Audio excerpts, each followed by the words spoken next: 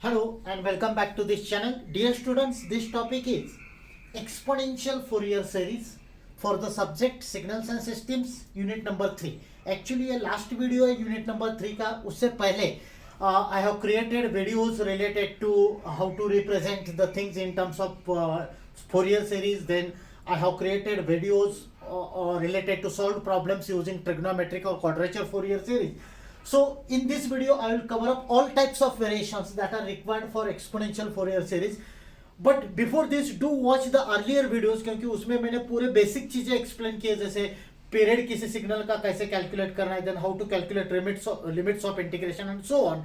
In case of trigonometric Fourier series we discussed there are certain rules like to first you need to check whether signal is even or odd and accordingly you need to apply the rule. इसमें कोई rule नहीं है, directly we have to calculate only one coefficient. ये formula है exponential Fourier series represent करने के लिए. इसमें Cn जो है that is called coefficient of exponential Fourier series. मतलब हम लोग कैलकुलेशन करेंगे और Cn का वैल्यू इसमें पुट करेंगे, जो आंसर आएगा it will be in terms of summation that represents the Fourier series, exponential Fourier series representation of given periodic signal. This is called synthesis equation. Cn calculate करने के लिए second formula use करेंगे, this is called analysis equation. ये फॉर्मूले लगते हैं हमें calculations के लिए. Okay, so first numerical determine complex exponential Fourier series for the following signal. ये गिवन सिग्नल है. अब देखो हमने ऑलरेडी लर्न किया है फंडामेंटल पीरियड कैसे कैलकुलेट करना है. You don't have to apply that trick to this particular numerical. क्यों? क्योंकि इसमें जो T0 है, we know notation for fundamental period is T0. T0 is already mentioned. मतलब जैसे देखो ये बेसिक सिग्नल है, ये इसका सेंटर और दूसरे पल्स का सेंटर, ये जो डिस्टेंस है that is T0. So fundamental period remains T0 only. You don't have to calculate any extra thing related to fundamental period. Then as I said, this is the basic signal. We know the rule. Basic signal is the signal. Basic pulse is the pulse which is present at the origin. तो basic pulse ये है minus tau by 2 से लेके plus tau by 2 तक, जिसका amplitude a है. Now let us start doing the calculations. So first step is I need to calculate value of Cn. We have this formula. First I will write this formula. Integration t to t plus t0 x of t e raised to minus j 2 pi n t upon t0. Apply the same rules. जैसे ये notations है integration के. इसमें जो basic signal का width है, basic pulse का जो विड्थ है that represents limits of integration t0. इस न्यूमेरिकल में t0 remains t0 only. So let us put the values. So it becomes 1 by t0 integration minus tau by 2 to plus tau by 2 a. X of t का value ये है e raise to minus j 2 pi n t upon t0 dt. Integration का variable dt है. a is constant, can be taken outside the integration. तो इसी step में मैं ये चेंज करके लिखता हूँ. आई will write it like this, a by t0. ये मैंने बाहर लिया. अब इंटीग्रेशन सॉल्व करना है. एक सिंपल ट्रिक याद रख लो. कोई भी e रेज टू का टर्म है जिसका हमें इंटीग्रेशन सॉल्व करना है, तो इंटीग्रेशन के कोई फॉर्मूले मगअप करने की जरूरत नहीं है. I will show you how to do it. So Cn is a by t0. मुझे इस टर्म का इंटीग्रेशन कैलकुलेट करना है. e रेज टू टर्म है तो पहले वो टर्म एज इट इज लिख लो, e raise to minus j 2 pi n t upon t0. उसके बाद इंटीग्रेशन का वेरिएबल t है, मतलब dt लिखा है हमने, तो t स्किप करके ये नोटेशन e रेज टू का जो पावर का टर्म है उसका t स्किप करना है. बाकी जो भी है जितने भी टर्म्स है उससे डिवाइड करना है. So I will just skip this t and I will write it as 2 pi n upon t0. Limits will be minus tau by 2 to plus tau by 2. अब सिंपल मैथमेटिक्स अप्लाई करना है. ये t0 cancel हो जाएंगे. So I will write it like this, a upon minus j 2 pi n. ये term मैंने बाहर लिया, minus j 2 pi n. t0 cancel कर दिया. अब यहाँ पे जहाँ पे t है स्मॉल t, उसके बदले में एक बार अपर लिमिट पुट करना है और दूसरे बार लोअर लिमिट पुट करना है. Upper limit minus lower limit. So I will write the equation like this, e raise to minus j 2 pi n into यहाँ पे अपर लिमिट है टाउ बाई 2 और ये divided by t zero as it is minus lower limit put करना है। अब देखो ये माइनस लिखा मैंने, लोअर लिमिट यहाँ पे e raise to minus j 2 pi n upon t zero as it is, और लोअर लिमिट भी माइनस टॉ बाई 2 है, ये ऑलरेडी माइनस साइन है तो यहाँ पे मैं ये साइन प्लस कर देता हूँ और यहाँ टॉ बाई 2 पुट करता हूँ। डोंट गेट कंफ्यूज, ये माइनस साइन है और ये लिमिट का भी साइन माइनस है, माइनस माइनस बिकम प्लस, तो ये इक्वेशन आ गया। इसके बाद वी विल फर्दर सिंप्लीफाई, ये 2 कैंसिल हो जाएगा, ये भी 2 कैंसिल हो जाएगा। So I will get the equation like this: a by minus j 2 pi n e raised to minus j pi n tau upon t0 minus e raised to j pi n tau upon t0। इसके बाद और भी हमें simplification करना है।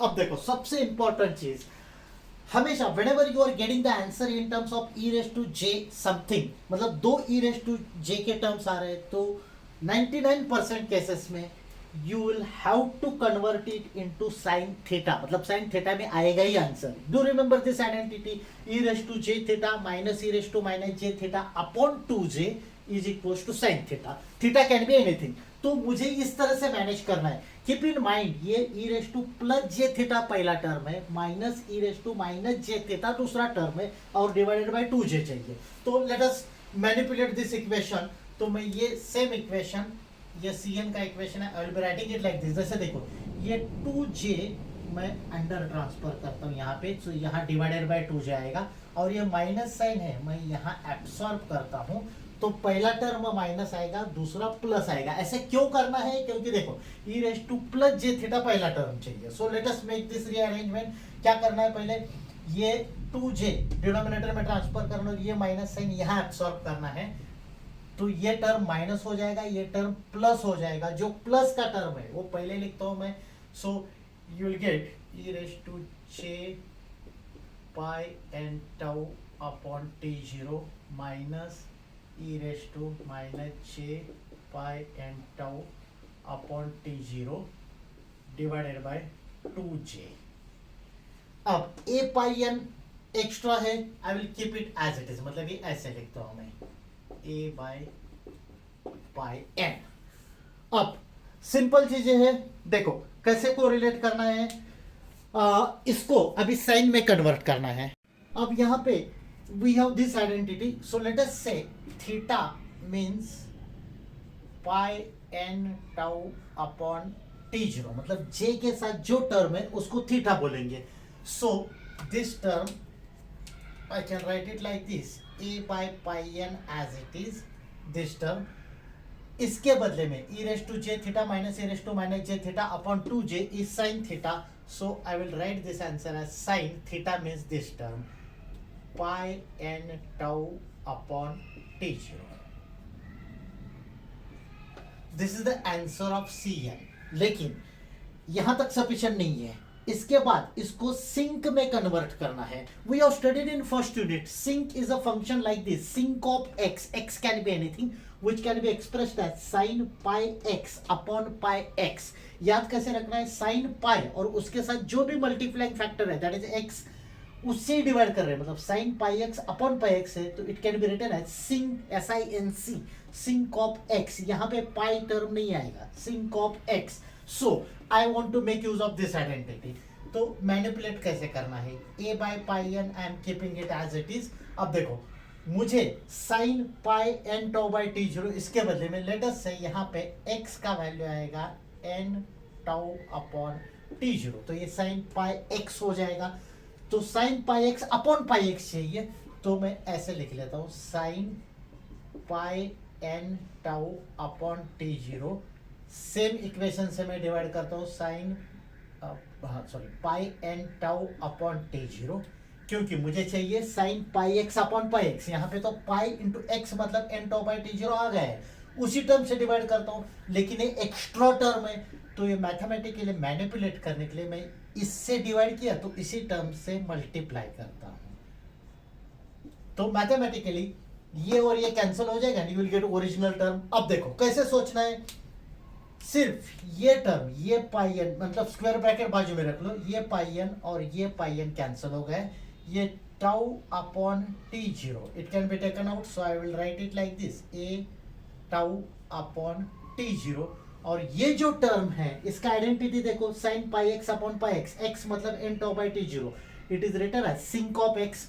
तो मैं ये टर्म ऐसे लिखता हूँ, S I N C sinc, S I N C sink of x, x मतलब ये value n tau by t0. So this is the final answer of the coefficient Cn. जैसे हम लोग ट्रिग्नोमेट्रिक फोरियर सीरीज में final answer लिखते थे, x of t is equal to, ये equation लिखना है, summation n minus infinity plus infinity Cn, Cn मतलब ये पूरा वैल्यू एज इट इज यहाँ पे पुट करना है, ये term, this term will remains as it is, so that will be the final answer. Consider the next numerical, find exponential Fourier series and sketch magnitude and phase spectrum of the following waveform. This is the given diagram. देखो एक बार आप लोगों को procedure समझ में आ गए तो diagram और given signal can be anything, you will be in a position to solve any numerical. ये इक्वेशन दिया है इक्वेशन में e raise to minus t का, देखो हम लोग ऐसा एज्यूम करेंगे, ये बेसिक सिग्नल है, ये वाला जो रिपीट हो रहा है, जीरो पे जो सिग्नल है वो बेसिक सिग्नल है, जिसका विड्थ है 0 से लेके 1 तक, मतलब इंटीग्रेशन के लिमिट्स हो गए 0 to 1। और एक्स ऑफ टी का वैल्यू क्या लेना है जो क्वेश्चन में दिया है वो, it is e raise to minus t. What will be the period of signal, देखो बहुत सिंपल है, ये 1 के बाद फिर से दूसरा पल्स स्टार्ट हो रहा है ना, मतलब 1, value of t0 will be 1, period of signal will be 1, क्योंकि 0 to 1 बेसिक सिग्नल है, 1 के बाद फिर से सेम पल्स रिपीट हो रहा है। ओके, अब एक्सपोनेंशियल फोरियर सीरीज कैलकुलेट करना है, so first I will write the formula, it is 1 by t0 integration t to t plus t0 x of t e raised to minus j 2 pi n t upon t0 dt.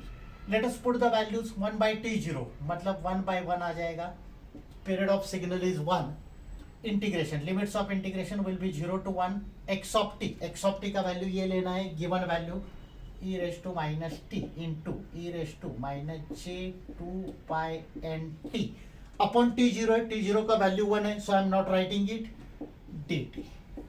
अब ये integration solve करना है, ये 1 by 1 1 ही हो जाएगा, so let us make it more simple, ये मैं ऐसे लिखता हूँ, e raise to minus t बाहर लेते हैं, मतलब e raise to minus t बाहर लिया तो ये से e raise to minus t common लिया तो ब्रैकेट में आ जाएगा 1 प्लस j 2 pi n, ये टर्म आ जाएगा dt।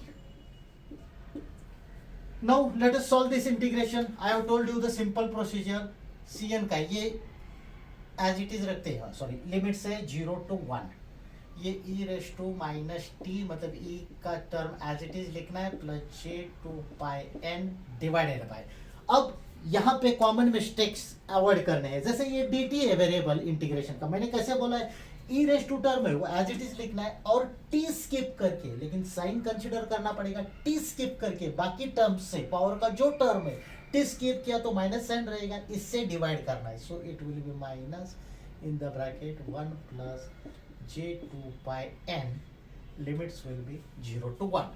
अब ये मैं और सिंपल करके लिखता हूँ, t के बदले में अपर लिमिट पुट करेंगे तो e raise to minus 1 in the bracket 1 plus j 2 pi n minus e raise to, ये ऑलरेडी माइनस साइन है तो माइनस 0, t के बदले में लोअर लिमिट पुट किया 0 into anything is 0 divided by this term minus in the bracket 1 plus j 2 pi n as it is. Now let us simplify this equation further. अब ये term हम लोग थोड़ा simplify करके लिखते हैं, देखो e रेज़ टू 0 प्लस और minus it will not make any difference, e raise to 0 1 होता है, तो I will just write this equation as e raise to minus 1 into, ये माइनस 1 से अंदर मल्टीप्लाई किया, into e raise to minus j 2 pi n minus e raise to 0 1 होता है 1 upon minus in the bracket 1 plus j 2 pi n, ये मैंने simplify करके लिखा है, still we will simplify it further. अब आगे कैसे करना है, ये माइनस साइन अगर मैं यहाँ पे ऊपर ट्रांसफर कर लूँ तो ये टर्म माइनस हो जाएगा, ये टर्म प्लस हो जाएगा. So let us rewrite the equation as, जैसे देखो ये माइनस साइन मैंने न्यूमरेटर में ट्रांसफर किया और ऐसा सोच लो मल्टीप्लाई एंड डिवाइड बाय -1, तो ये टर्म माइनस होगा, ये प्लस हो गया, प्लस वाला टर्म मैं पहले लिखता हूँ 1 minus e raise to minus 1 into e raise to minus j two pi n upon 1 plus j two pi n. अब देखो ई रेस टू माइनस 1 का वैल्यू कैलसी पे सॉल्व करना है, दैट इज 0.3678. ये टर्म का वैल्यू आ जाएगा. E raise to minus j two pi n, ये कैसे सॉल्व करते हैं? E raise to minus j two pi n, it is written as cos 2 pi n minus j sine 2 pi n. Identities याद रख लो, cos 2 pi n is always 1, sin 2 pi n is always 0, तो 1 minus j into 0 that is equals to 1. मतलब ये term e raised to minus j 2 pi n 1 हो जाएगा, e raised to minus 1 0.3678 हो जाएगा. So this can be written as 1 minus 0.3678 upon 1 plus j 2 pi n. तो same equation can be written as 1 minus ये करेंगे तो 0.632 upon 1 plus j 2 pi n. This is the answer of c N.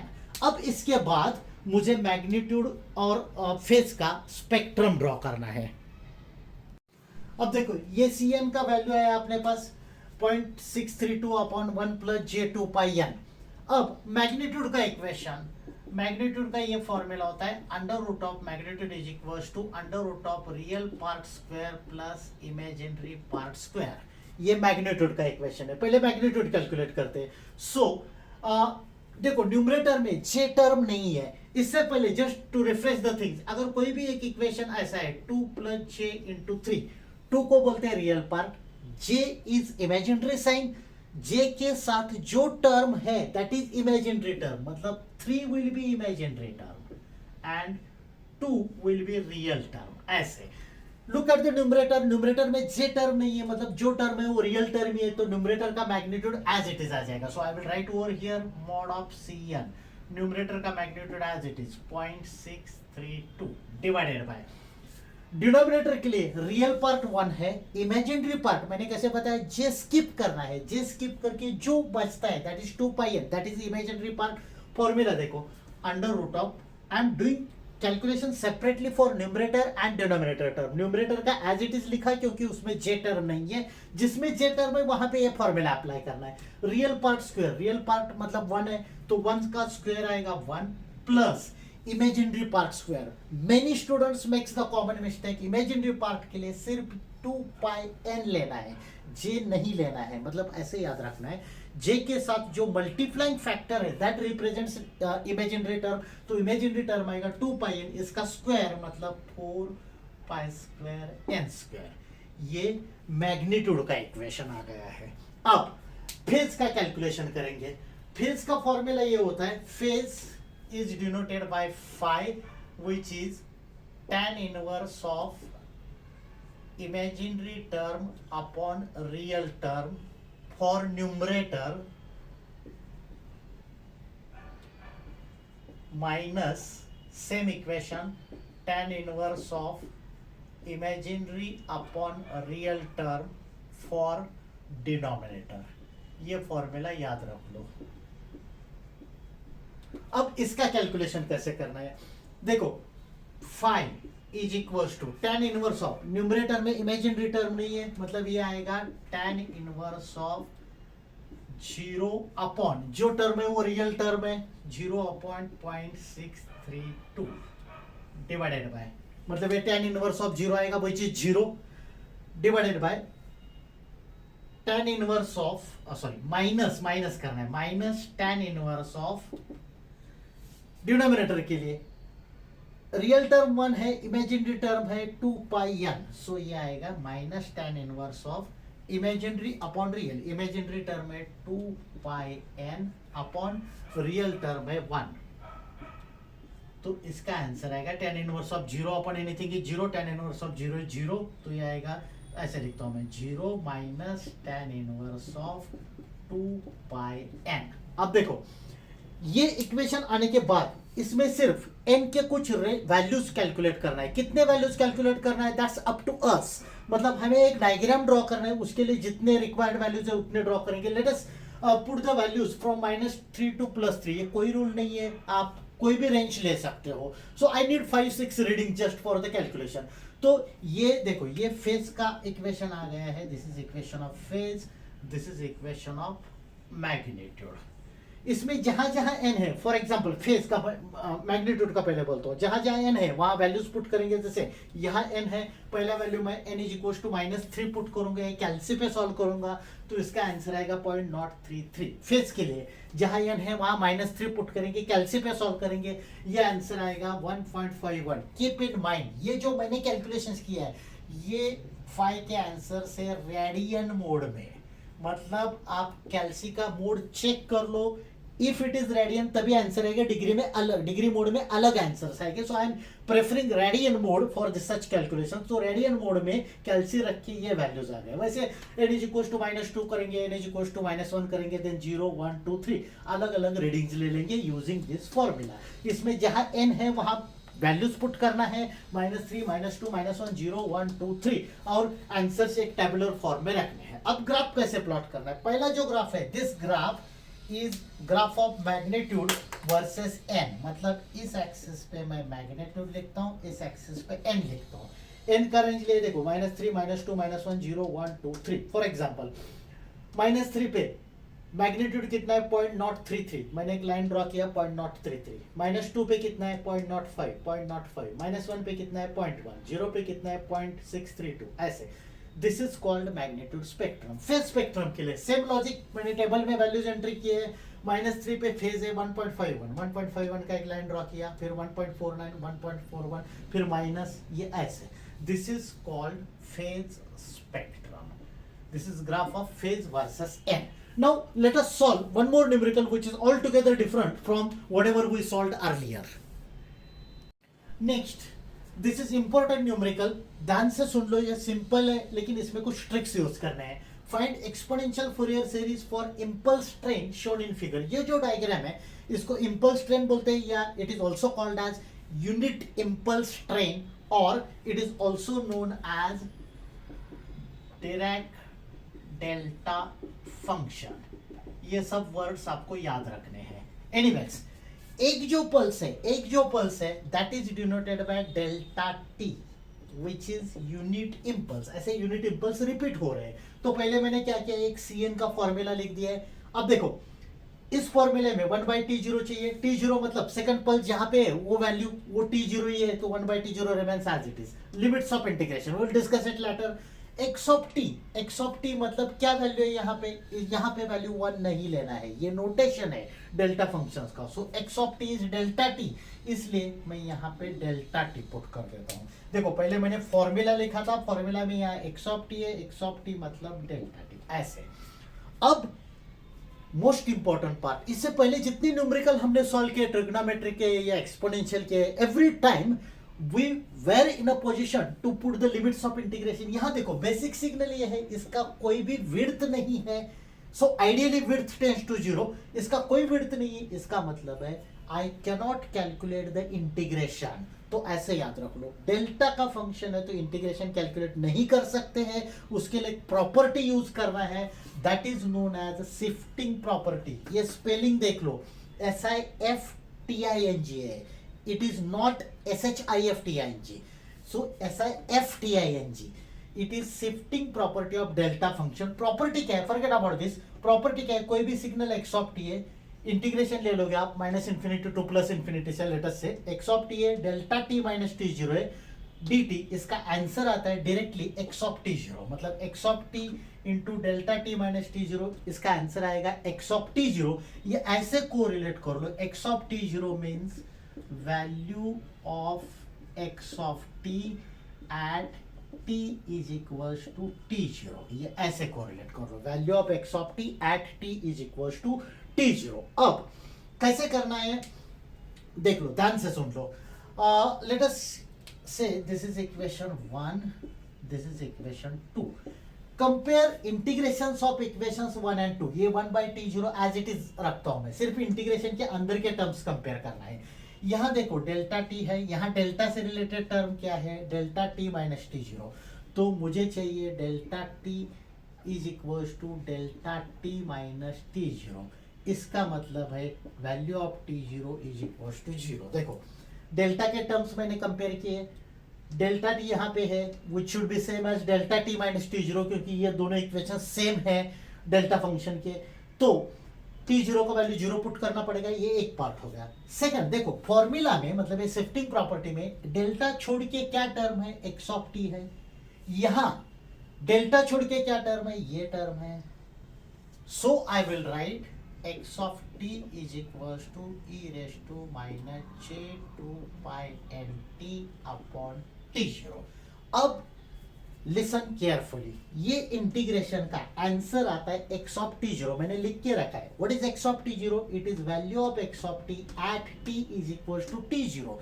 इस problem में t0 का value कितना है, 0. इसका मतलब आंसर होगा value of x of t at t is equals to 0. मतलब ये पूरे इंटीग्रेशन का आंसर क्या होगा, value of x of t at t is equals to t0. t0 का वैल्यू है 0, मतलब value of x of t at t is equals to 0. तो ये इंटीग्रेशन का आंसर मैं ऐसे लिखता हूँ, e raised to, देखो जहां t है स्मॉल t, उसके बदले में 0 पुट करना है. 0 into anything divided by anything is 0. तो आंसर आएगा e raised to 0 और e raised to 0 is 1. ये होगा इंटीग्रेशन का आंसर. ये नहीं समझे तो दोबारा रिप्ले करके देख लो, क्योंकि वो बहुत इंपॉर्टेंट चीज है. तो ये इंटीग्रेशन का आंसर आ गया, मतलब सिर्फ इतना पार्ट मैंने सॉल्व किया, लेकिन बाहर 1/t0 एज इट इज है और इसका आंसर 1 आ गया है. So I will write cn is equals to 1/t0. This is the answer of coefficient for exponential Fourier series. सिर्फ ये प्रॉब्लम 3-4 स्टेप का ही है, लेकिन ये इंपॉर्टेंट है. So dear students, I have solved all the types of varieties of numericals as far as this exponential Fourier series is concerned. So this is the end of unit number 3, that is end of Fourier series. So that's it for today's session. Thank you. Thanks for watching this video.